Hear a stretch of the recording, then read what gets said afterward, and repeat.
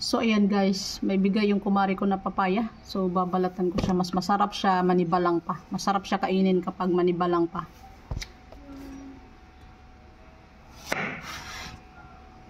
Oh, diba? Perfect.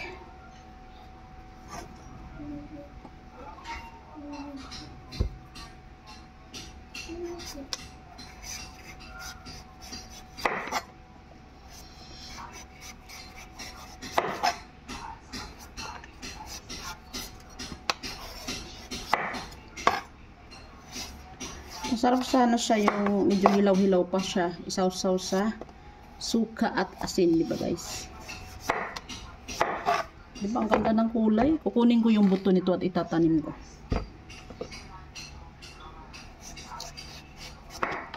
Wow, sarap! Kulay pa lang. Yummy na. Thank you, Mari, sa papaya. Kukunin ko ang buto nito at itatanim. Sabi niya makapal ang laman nito. So ito yung magandang papaya.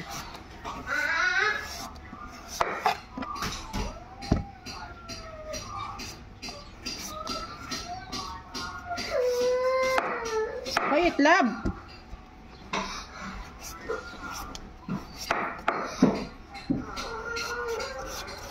Wait.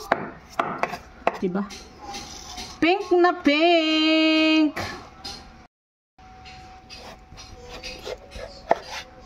Wow! Oh, diba?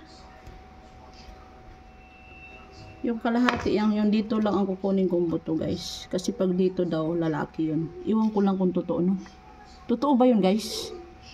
Na pag magtanim ka, dapat yung dito lang sa puwit. Kasi sure na babae. Iwan ko lang kung totoo, no?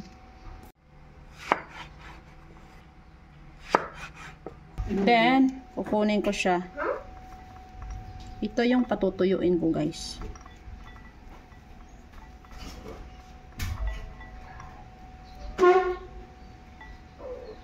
Once na nasa ibabaw daw is lalaki. Yung buto ng papaya, marami ang benefits. Ayan, ito lang yung nakuha ko. Siyempre, iwain na natin yan kay ating titikman. Hugas na to, ha.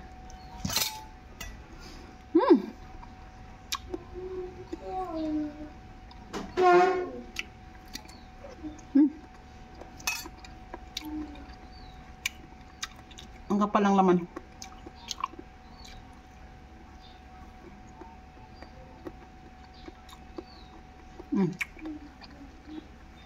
Laway ka, no?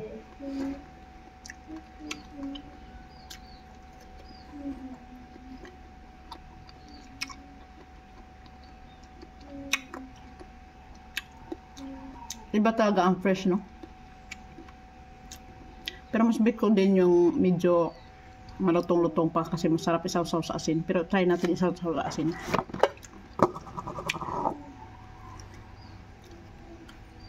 Yan ang may asin.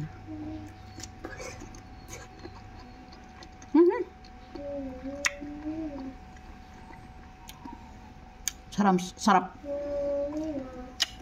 Nababalance kasi ang tamis niya.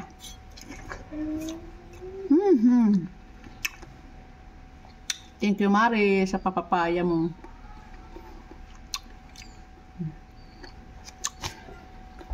Sure, nakikinis ang aking kutis nito. Charot! What?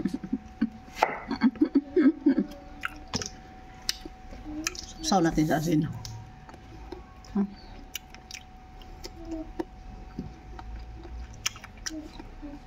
Wala kasi kami bagoong. Mas masarap ito isaw-saw sa bagoong.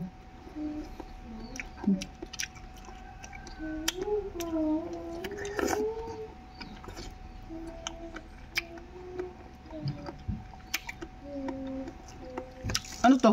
Papaya mukbang? Char.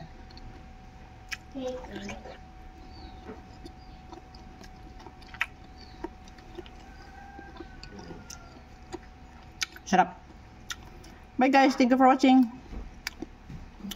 Thank you, Mars.